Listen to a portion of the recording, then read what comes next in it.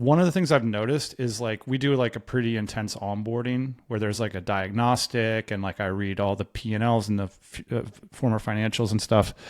And I found that like there's this huge benefit of the first call because the first call will typically be like 2 to 3 hours and they're like putting in 2 to 3 hours of work.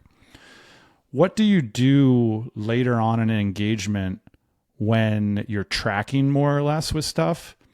Do you introduce exercises, frameworks, like, because it's different than the beginning when you're like kind of going through the low hanging fruit? Right.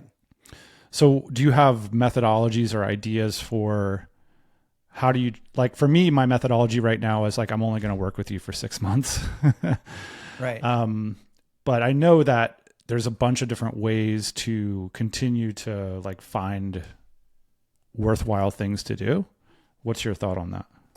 So figuring out what it is that you're good at as a coach and creating those frameworks around what you're good at, what you're good at solving. So there's people who like Gino Wickman's traction, and there's a framework, like there's those I think 6 parts in his framework. Yeah. And you work through all 6 of them. Right. And then when a new problem in one of those compartments comes up again, you work in that. And what I've developed is around finances, operations, and leadership are the 3 main things that I cover. And I start off with the diagnostics, just like you do, because I've never had a single client in 15 years know what their problem was. They tell me what their problem is, and as soon as I go through my diagnostics, I find the actual problem. Mm-hmm.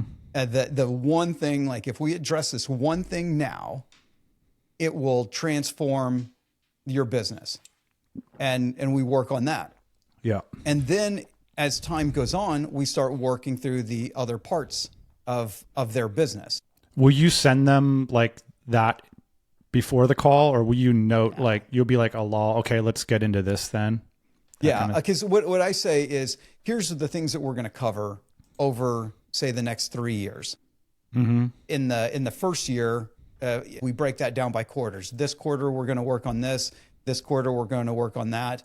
After the diagnostics, but I have to let them know businesses are dynamic. As you start monkeying with systems, what you thought was going to be the order of operation changes because the system has now changed. The system is no longer that.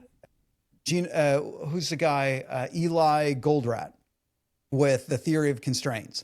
Yeah. He said that as soon as you unlock one constraint, a new one shows up.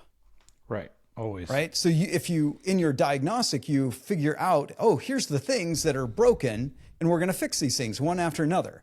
But as soon as you fix one, the system is now different. Since businesses are so dynamic, what we find is that while we're working with a client over, say, 1, 2, even 3 years, like I typically do, you find that there's new problems arise that all stem from the changes in those systems. This makes businesses really dynamic. So there's always something new and something bigger to work on with a client. You just have to go back to what I said earlier about knowing what you're good at and what you're good at solving, because then you build those frameworks that you know these problems are going to come up in 1 year, 2 years, or even 3 years. You know certain problems will arise, and you build that into the framework that you have provided your client. And in some cases, if you're really good and you're capable of growing with the client, you would be able to solve problems and help them solve those problems over the course of decades.